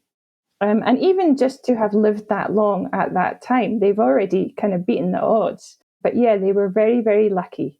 I mean, women in Scotland, widows in Scotland, were in a fairly good financial position. They didn't have to remarry. They would have been guaranteed money. So any second marriage, and definitely a third marriage, is usually a marriage of choice if it's a rich woman. And I managed to track down their marriage certificate. It's kind of like a big, long document that kind of goes into the financial details of their marriage. And normally it would be like how the man is going to provide for the woman and how their families are going to intertwine. But Jean was so much wealthier than Alex Ogilvy at this point, and the marriage certificate kind of falls over itself to say, you know, that the man will provide for he's not providing for her. She's not getting remarried because she needs the money. And then, like, normally marriage certificates would be, you know, talk about how and this marriage certificate is like, well, the children are not involved. This is not a marriage that involves children. The estates are not going to get mixed up, which was the other thing that usually happened. Jean is going to keep all her stuff. Alex Ogilvy and his family are going to keep all their stuff. This is purely a marriage of two people who want to be together. It's a love match. It's a happy ending. That's so rare, not just in anything I look into for this podcast, but in the story of Mary, Queen of Scots, where it just seems like everybody has the worst possible ending. This is such a nice thing. Yes, it is a happy ending. I mean, it's not I'll spoil your happy ending because it's not the end of Jean's life. She actually lives until her 80s. So there's like another bit that happens with Donald of the Troubles and all the stuff. But yeah, I mean, she got what she wanted when she was 16. How many people get that? It's just such I do want to just sit in this moment for a minute because it's just so nice. Like that they were in love, when they wanted to be together as teenagers, and then they both went off, had their lives, had their children, and then to be able to come together, like as you explained, like there's no other explanation except this is a love match. To get to be, even if this marriage was not decades and decades, but just to be able to do that, I think that's just so nice. They get a few years together. And it was, we're really, really lucky with Jean Gordon that there's two portraits of her. So you can picture what she looks like as a young woman and then as an older woman. I spent quite a long time trying to find out more about Alex Ogilvy because he's this fairly minor nobleman and he probably couldn't even afford to get his portrait painted. So I was kind of like, right, well, what was it? What was it about him that made her hold this image of him in her head since she was a teenager? And I was kind of going through the archives and going through old documents, and I found in Jean's son's archive, in amongst his papers, I found this really unusual little booklet, and it's a herbal, and it's someone's handwritten it all, and it's a list of plants and flowers and trees and loads of information about them, their Latin names, their medicinal properties, and it's written by Alex Ogilvy. And that's who he was. He was kind of a gentleman gardener. And I just have this image of him. He had a beautiful castle as well, which is now very, very overgrown. But you can see the ruins of an old garden there. And I have this image of him because this amazing little herbal, and I showed it to the archivists. I was like, this is something special, isn't it? And they were like, we don't usually see documents that look like this because it's covered in doodles. And on the front cover, there's lots of little drawings of like trees. And there's a little tiny sketch of a man in a shady sun hat in a garden with a stick. I think it's Alex Ogilvy. That's the image of him in my head, is this older man, this gentleman gardener who's lived he had an eventful life too, but he eventually comes back up north. And I just have this image of him in the garden of his incredibly romantic castle and him and Jean finally together. I can't prove that the picture is of him, but I like to think it is. That's such a nice, like, again, we're going to keep talking because her life keeps going, but in such a life lived of just nonstop crisis, this is a nice pause where they get married, picturing them just like you said, he's in his garden, he's just like writing down the plants and their properties. Like she can maybe sit, I don't know, do some stitching, like just a nice moment for them being together. Yeah. She's not usually a restful person, I would say. Okay, but fair. Yeah. It's nice. It's nice to think that there was a moment of peace. That's true. She reminds me in that way of my mother. Her favorite sort of day off is like, okay, I had the day off, so I woke up early and I did this and this and this and this, and I cleaned this, and Jean is maybe that's restful for her. Yes. Okay, so then Alex sadly passes away a few years into their marriage, and then what happens with Jean next? So she goes back to her married home, Dunrobin, up in Sutherland, where her son unfortunately has died, and her grandson becomes the Earl, and she kind of takes over once more and starts leading the earldom of Sutherland once more. Yeah, and I went through like estate papers, and it's just like you get estate papers and they're signed by like 7 or 8 men and Jean Gordon at the bottom. And sometimes it's just like signed by Jean Gordon, and then underneath it says, and sundry other gentlemen, because she was the one that was important. Yeah, so it all carries on for her up there. Well, she has 3 sons who survive infancy. So her oldest son eventually dies, but then she has 2 other sons, Robert and Alexander, who are very, very different brothers. And Robert ends up down in London at the court of James VI, while Alexander stays up north and marries a local woman. So they are kind of managing the estates. So she's got these 2 sons and lots of grandchildren. And the whole thing, like, she was growing up, and as a young woman, her brothers, there was so much, the strong family. And then this continues on with her children, her grandchildren, like the Gordon family, continues to be a very strong and meaningful presence in her life, I think. Yeah, she is always all about the Gordons. But towards the end of her life, it does become more about the Sutherland Gordons rather than the Huntley Gordons. Their surname is all Gordon. But the ones over in the northeast, her brother's children, they do kind of gradually grow apart as people get older. But yeah, she remains Catholic, and she's still very involved because Scotland is firmly Protestant by this time. And one of her brothers had become a Jesuit. So she spends quite a lot of time kind of sheltering him, which is fairly dangerous to do at that time. She's really promoting the Catholic cause at a time when Catholics are banned in Scotland. And she was seen as a threat because of that. She was excommunicated when she's in her 80s from the Protestant church, from the pulpit in the local church. Yeah, and she kind of does a lot for the Catholic cause in Scotland, and as do her brothers and their children. I love that. Well, I don't love that, but what I love is that this is evidence that she did not decide, but I'm 80 years old, I'm just going to kind of hang back and just go with the flow. No, she was like excommunicated because she was harboring Catholics. Like she was just nonstop. This She doesn't stop. It's not like she retires into the background quietly. She is, I mean, her brother James was probably the last serious threat to Protestantism in Scotland. Not a very serious threat because it was very entrenched by that time. But yeah, a lot of stuff is still going on with James VI, and her family end up. It's a little bit like her father in that they end up on his side and then against him, and they go from the very top to the very bottom again. And yeah, a lot is going on, and there's a Gordon Murray feud, a very very bloody blood feud that takes up quite a lot of the second half of my book. At what age was it that she passed away, and from what? So she dies of old age in her bed.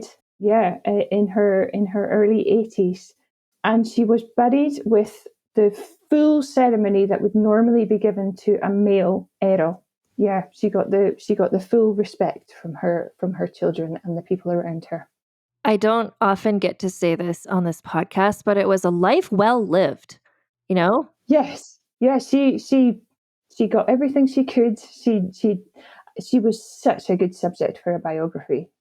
I think, yeah, to you, what a gift of, I mean, I'm sure, all the work that you needed to do to find all this information, but sometimes in the biographies that I read for this podcast or just for fun, there's an exciting part of their life. It's like, and then for the next 25 years, she managed the home. And, it's just, which is nice for her. That's a nice life to have.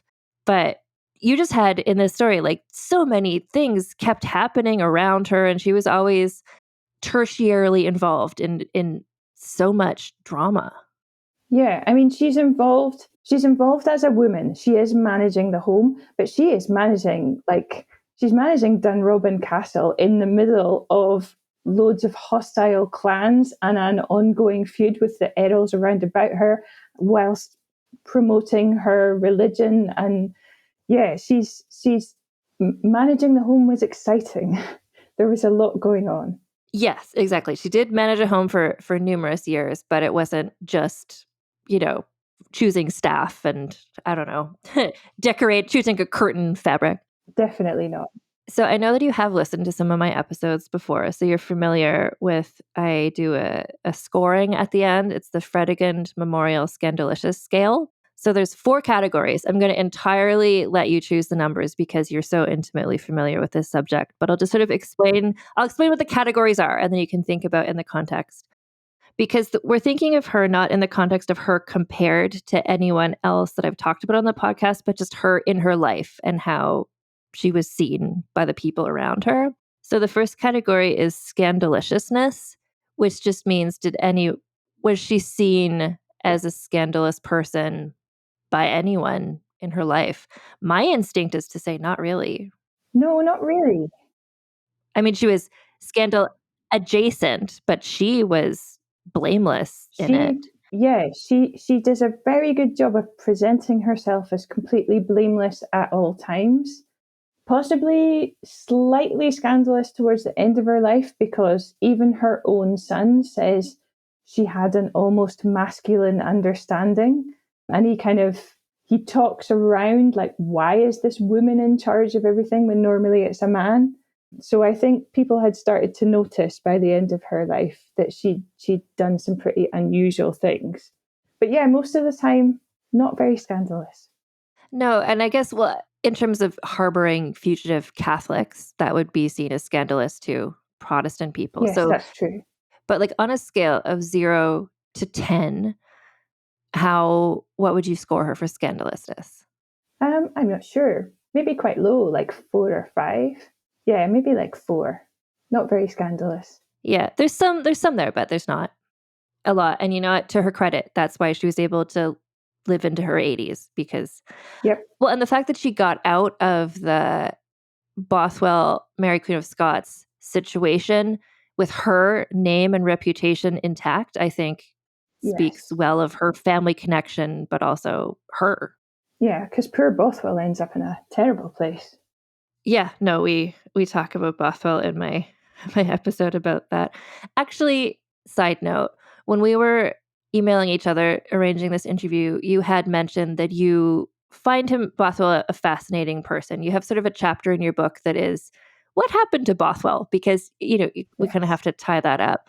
What do you think about him well, first of all, it's a sequence of improbable coincidences that led him to being trapped in that. It's Norway, right? In this like dungeon prison. Yeah, I mean, first Norway and then eventually Denmark towards the end.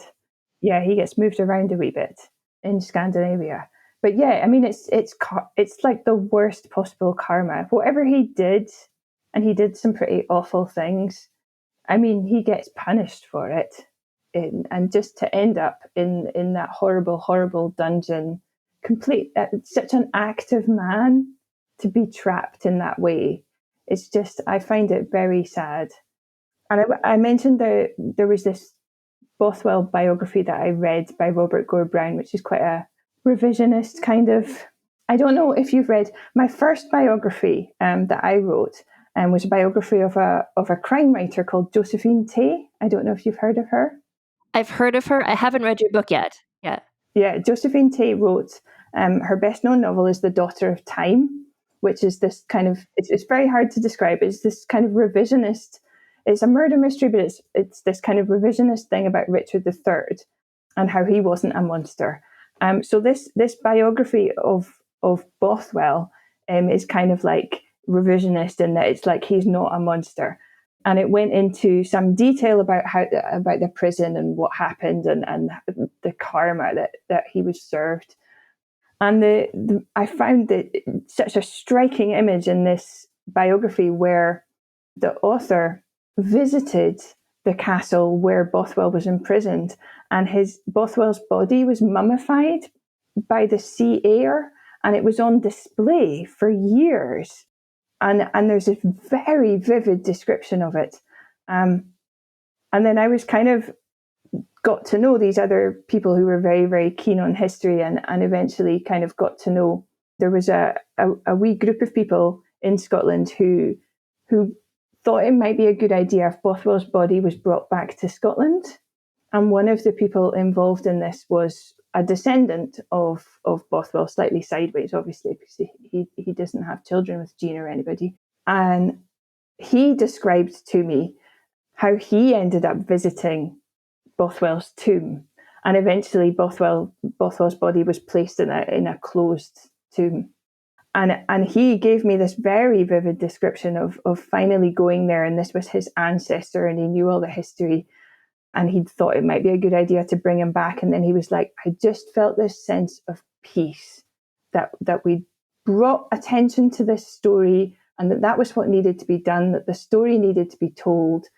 Yeah, it's all in my book. I explain it better. I'm better at writing than speaking, but yeah, it's just, history means so much to so many people. People get so into it, so worked up about it. So it's their ancestors, and it's part of how they see themselves. And it's just, I love it. I love all the passion. I love how into it people are. I really appreciate in your book, like, you're very even-handed, I think, in describing the Bothwell situation. And I went into your book coming in hot. I hate Darnley. Now I hate Mary's half-brother. And I'm just like, ugh, Bothwell, he sucks. And it's like, yes, but also, isn't this interesting? And also, he, I think, paid for what he did. So we don't need to keep. And you can kind of you can kind of be flippant when you're talking about like kings and queens and things that happened 500 years ago. But you also have to remember that they were real people, and they suffered and they loved, and because my first biography of Josephine Tay, occasionally people come to talks that I've given about Josephine Tay, and they tell me that they know her, or they were related to her, or they know people that I've written about. So I was very aware that I'm writing about real people. And even with this book, it's 500 years ago. But when I was researching in archives, often I'd have to go to family archives. And I did go to the Earl of Murray's castle, for example, where the current Earl of Murray is, like, he can trace his descendants from Mary's half-brother. So although it's 500 years ago, they were real people. And yeah, you have to think about that. And yeah. Yeah. And what does that, if that's someone's ancestor, what does that mean to them versus just, oh, it's a character in a novel or it's a story? It's like, no, this was like a person. Yeah. I wanted to tell it like story. that's how people respond to life, is through stories. But I never wanted to lose sight of the fact that these were real people. And I think that's a real, like, part of what made your book so compelling to me, and I think to other people, is that combination of, like, your storytelling is so propulsive. I can't wait to read the next chapter. But at the same time, yeah, I think you kind of you respect the people you're talking about, which I also appreciate. The next category on our scale is, I call it scheminess. It's basically, so all the categories can start with an S. The word I chose is scheminess. Yes. But what it means is, if we're thinking about schemes, but in terms of, like, it's not a negative necessarily, it's just like coming up with plans, being resilient, being an active person, like, if you're backed in a corner, coming up with a clever thing to do. And I think she could score high on this, like the salt pans, like always landing Yes. on her feet, like figuring out what to do in a variety of bizarre situations. But I think she was a very thoughtful person and a very intelligent person. Yeah, definitely intelligent, well-educated, and she knows which direction she's going in. She's got goals. Gordon's must come first. Yeah, and she puts plans into place, executes them brilliantly. So yeah, she's not a sort of sideways schemy person, very direct person. But yeah, quite high, maybe 7 or 8. Less because she's not I think of schemy as being like quite devious, and she's not devious at all. Yeah, no, I think I'm comfortable with an 8 for scheminess. The next category, and I'm interested to hear what you're going to say. I've got some thoughts based on what you've been saying. Significance. Like, my first thought was what you said about the significance of the coal mine and the salt pans to industry in northern Mm-hmm. Scotland. It sounds like that was a significant thing she did. But it's also her significance, not necessarily to, like, world history, because that's not the sort of life she was living, but just to her significance. It drew you to write a biography of her. So what do you think? Yeah, I would put her significance pretty high. For the north of Scotland, she created the House of Sutherland, and the House of Sutherland had then such a massive influence throughout the subsequent years on what happens in the north of Scotland. So yeah, I think it's got to be quite high because she was there. She was there for her husband, her son, and her grandson. So I reckon it's got to be up like a 9 or something.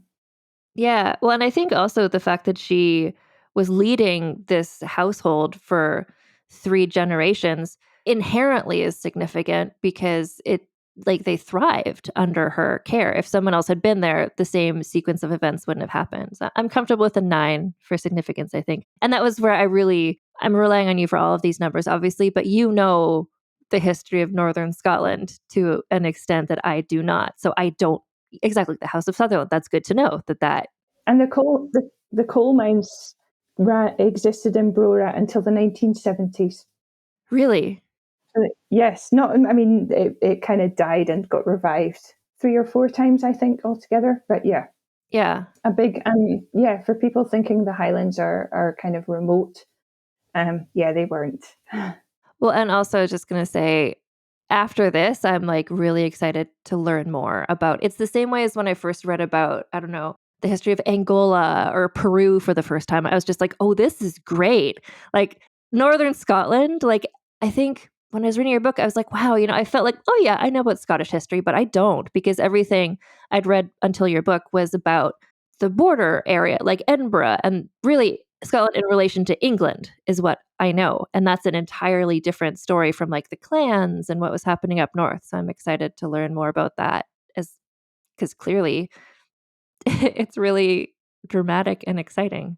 Yes, there's a lot.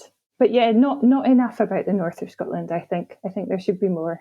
Definitely. Well, it's like, honestly, my concept of Scotland before I was researching this Mary Queen of Scots season, I was just thinking, okay, have you seen the Saoirse Ronan Mary Queen of Scots movie? Yes, I went to see that with one of my good friends who is a professor of history, and we had a great time. We were in hysterics. We were like whispering, pointing out all the historical inaccuracies. We particularly liked the men from Thurso. We had a lot of thoughts about that. Yeah, the denim dresses. Yeah, a great film. We had a great time.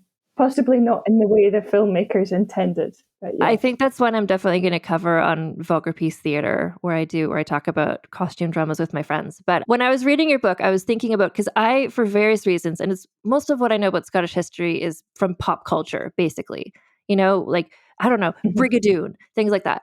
So I just sort of thought, even Outlander, like I know it's the Highlands, but I just sort of conflated everything. So it's like Mary Queen of Scots, she gets to Scotland and she comes to the Scottish court, and I was picturing them like in the Saoirse Ronan movie, her brother, her half-brother, he looks like Mel Gibson as Braveheart. He's got like dreadlocks, eyeliner. Yeah, no, they looked, the hair, the big hair. No, they would have had neat hair. They would have not wanted to look like Klansmen. Definitely, yeah, we had fun with that. No, exactly. So like in my defense, the reason why I was imagining Mary Queen of Scots or even Marie de Guise or Margaret Tudor coming to Scotland, and I pictured the people who they would meet would look like that. But I have since been told by my friend who also is in Scotland, but also just from your book and just from reading, I'm like, oh no, like Edinburgh was like people there, like they would look the same as they looked in England, effectively, like tidy hair, courtly dress. Yeah. So I don't. Okay, good. I was wondering what you thought about the portrayal of James Stewart in that film as kind of a wild Highland looking guy. Yeah, no, he would have been nothing like that at all. There are portraits of him looking very dressed in black and very proper. Yeah, it's so for me, I guess it's similar to other regions I've read about where my understanding of them is so much based just on movies I've happened to watch or that sort of thing. And then when you read the history, you're like, oh, this is wrong. And I see why people from that country don't like this because, yeah. But there were Klansmen in kilts speaking Gaelic.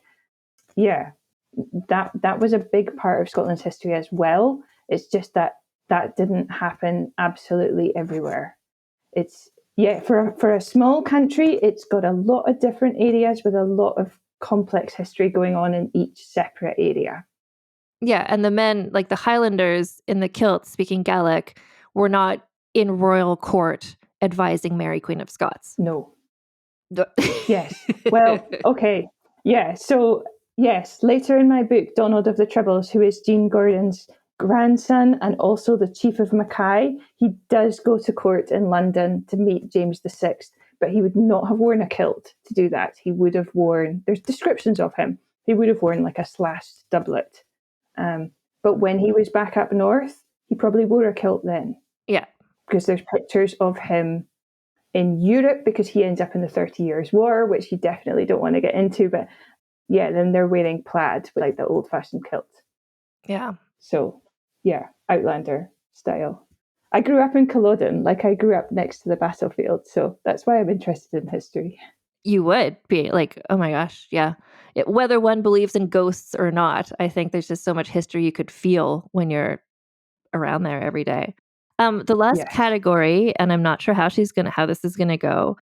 So the last category is what I call the sexism bonus. And what that is there for, it's not so much in her story, but if you think about a story of, I don't know, the sort of woman who maybe did something scandalous and then got locked away for 25 years and had no freedom, or somebody who just didn't have any opportunities in life, it's the sexism bonus. It's a way to give points to those people who maybe didn't get the opportunity to scheme or to be scandalous. But also we just consider it like, how much did sexism get in her way? And I would say very little. Yeah, very, very little.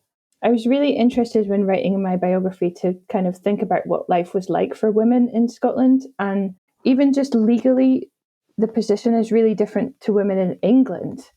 Women were in it, like things like when they were widowed, women in England could be left with nothing. In Scotland, they had something. So yeah, very low. I would say about 1 on that score, maybe. Yeah, I mean, maybe 2 for being with Bothwell and Bothwell's mistresses. Yeah, Bothwell. Yeah, maybe she should get more for that. I think so, having to deal with being married to Bothwell.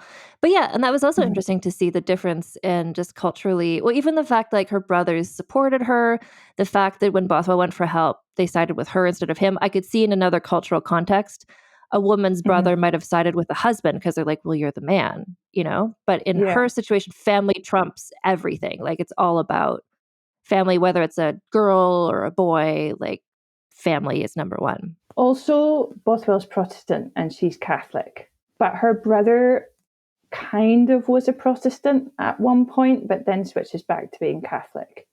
So that's going on as well. So her total then is 23, which I don't know. I do the score at the end just because it's a way to sort of wrap things up. But that's not the lowest score. Like Boudica, the queen of the Roman, she has a 23. So like she's in good company there. Lola Montez, I don't know if you know her. She's got a 23.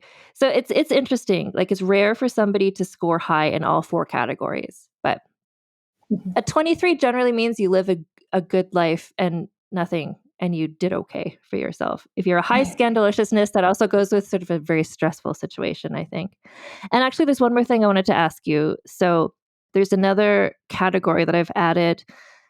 It's called the Lady Jane Seymour Memorial Award for Outstanding Supporting Performance. It's named after Lady Jane Seymour, who was the best friend of Lady Catherine Grey, Jane Grey's sister, just because Lady Jane Seymour was a really good best friend. And by the time I did that episode, it was rare for me to find somebody who was helped someone. I talk about so many women on this podcast who are just wholly abandoned and left to their own devices. So I like to say if somebody was there for her, and I would nominate, frankly, the Gordon family, I think, her siblings. Her family and her siblings. Maybe also her cousin, Agnes Keith. Because Agnes she's the wife of James Stewart, half-brother of Mary Queen of Scots, which should make her an enemy, but because she's related to Jean on Jean's mother's side, she kind of helps Jean. But again, that's Gordon family, isn't it? It's family. So yeah, I would say her family. Yeah, the Gordon siblings, I'll say Gordon family, including Agnes Keith, just so that she's specifically noted. Agnes Keith would hate to be counted as a Gordon. Gordon family, comma, and Agnes Keith. Yes. So just to all remember what story that relates to. But yeah, that's part of what makes this story, as much as it involves so much crisis and drama and murder, a nice story, because she was never abandoned. There's always somebody in her corner. Her family was just always there supporting her. The fact that she ends up with Alex Ogilvy at the end, like these are nice things. And then just the fact that she got to be this woman running the household, running a business, and everyone was basically okay with it. Mm-hmm. For the time and era, couldn't have done better, I don't think. She's got to be the only one from Mary Queen of Scots court who doesn't die horribly. And that's why I wanted to do this episode where I'm posting it, just because it feels just like unrelenting to do the Mary Queen of Scots, all the episodes all in a row. It's just like, and then this person died horrifically. And here's a nice story, just to kind of brighten up the mood before we get into Mary Queen of Scots and her time imprisoned. So tell everybody the title of your book and where they can find your book and things like that.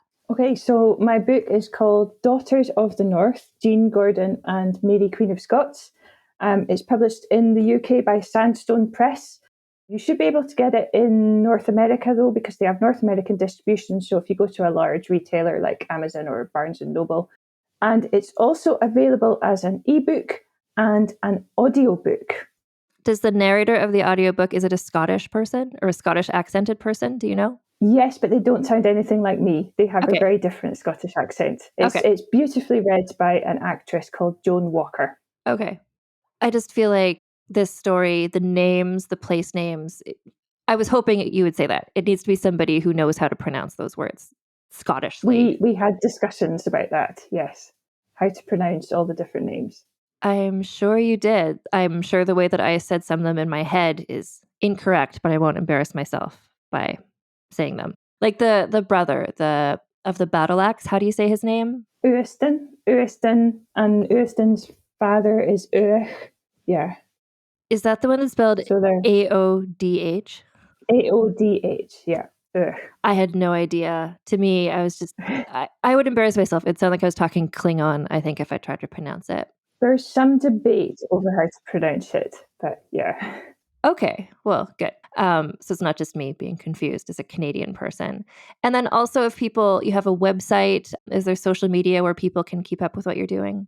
Yeah, I have a website which is just my name, jennifermoraghenderson.com, and I am on Instagram at north_morag, and I'm on Twitter at Jennifer_morag. And Morag is Morag. Is that a Scottish name, Morag? It is, yes, very Scottish. There was a book I read as a child. I just had this sudden vivid memory I'm going to share with you for no reason. As a child, I love to read historical fiction, and there was a book about a girl from modern times whose name is Meg in Canada or the US. And then she time traveled back to like the colonial era and into the body of her ancestor. And her ancestor's name was Morag, Very good. clearly Scottish immigrant family. Mhm. So I've just always thought of Morag as kind of like Meg, but the old-fashioned version of it. But that's incorrect. That's just what happened in that book. Yeah, I'm not sure. Meg would be from Margaret, wouldn't it? I'm not sure if Yeah. Morag is. Yeah, I don't know. I don't know. I was named after a family friend, so. So yeah, and I wanted to mention, I just wanted to have you say about your website and about your social media, especially because you've been nominated for this Highland Book Award, and I know you've been doing various readings and things, so people can follow you there to see where they can catch you to see you presenting.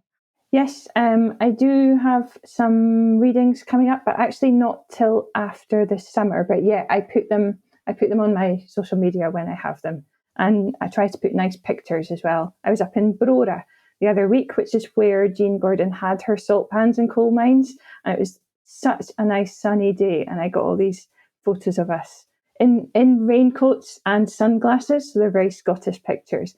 But it was. I try to put the nice pictures of ruined castles up because I know people like them. Yeah. Okay. I was just thinking, because I was looking at your Instagram, I think earlier, and I was like, oh, that's that castle and that's that castle. So some are kept and a lot of them are just kind of, you can see the skeleton of what it was. I think there was a picture of Huntley Castle on your website or on your Instagram. And I thought, oh, okay. So you get a sense of scale, even though it's fallen into disrepair. Yeah, Huntley Castle is massive. Yeah. Yeah, and it's a very well managed site. Last time I was there was a few years ago, but they had some reenactors setting off cannon in the courtyard, which was very cool. That's so interesting. I hope one day to be able to travel around, not just Scotland, but all of the British Isles, just to have history just right there. You know, it's like, this is where the castle was, like even just to see what it was. I think that would be just really magical for someone like me who lives in a country with not so much old buildings, shall we say. Yes. Yeah, it was when I lived in Canada for a year and people would be like, oh, this is the old bit. And I was like, really?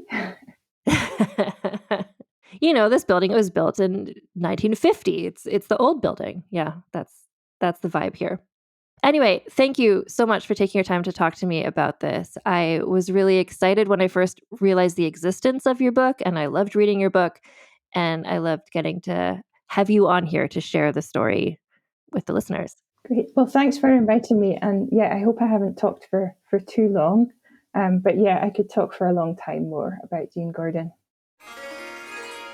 So again, this book is Daughters of the North, Jean Gordon and Mary, Queen of Scots by Jennifer Morag Henderson, and it's available as a book. You can get the ebook, you can get the audiobook. It's available wherever you like to get books from, including your local public library. There's a link in the show notes if you want to buy it through bookshop.org. Then a little bit of money goes to support this podcast. And so you can also support this podcast. We have merch, which is at vulgarhistory.com/store. That takes you to the TeePublic store. And as I understand it, that's best for people in the US, just in terms of shipping costs.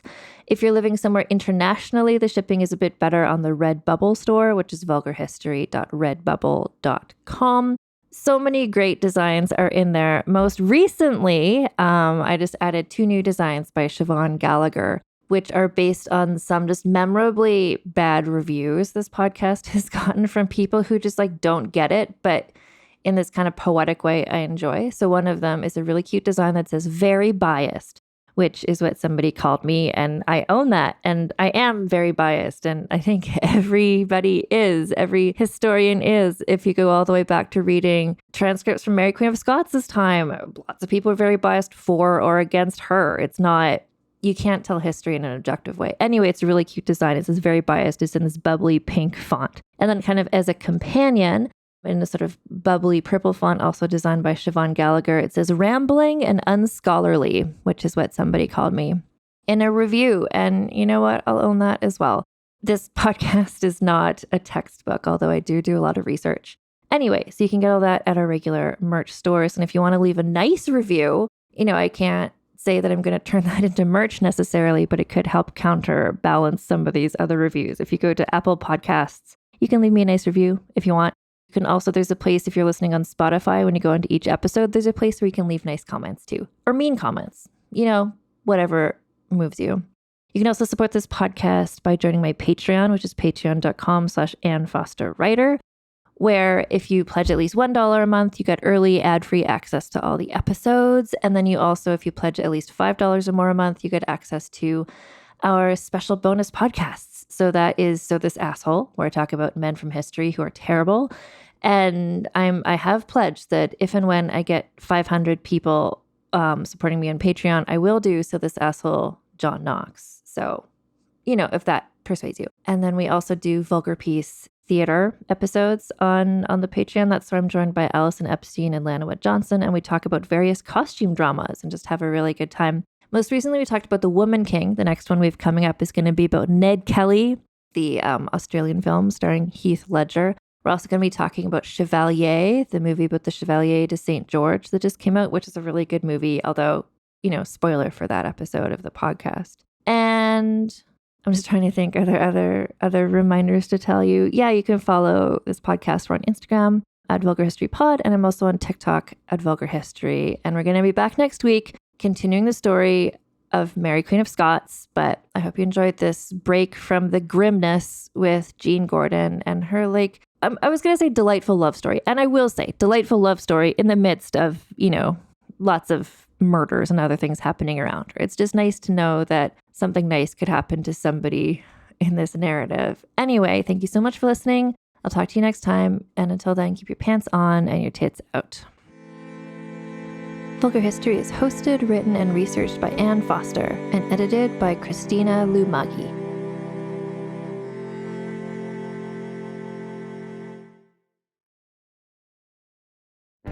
Welcome to the small town of Chinook, where faith runs deep and secrets run deeper. In this new thriller, religion and crime collide when a gruesome murder rocks the isolated Montana community. Everyone is quick to point their fingers at a drug-addicted teenager, but local deputy Ruth Vogel isn't convinced.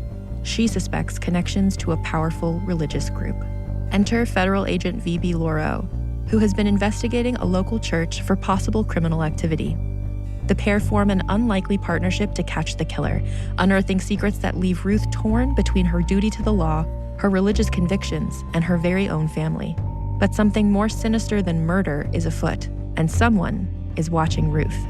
Chinook, starring Kelly Marie Tran and Sanaa Lathan. Listen to Chinook wherever you get your podcasts. Hi, I'm Jennifer, a founder of the Go Kid Go network. At Go Kid Go, putting kids first is at the heart of every show that we produce. That's why we're so excited to introduce a brand new show to our network called The Search for the Silver Lining, a fantasy adventure series about a spirited young girl named Isla who time travels to the mythical land of Camelot. Look for The Search for the Silver Lining on Spotify, Apple, or wherever you get your podcasts.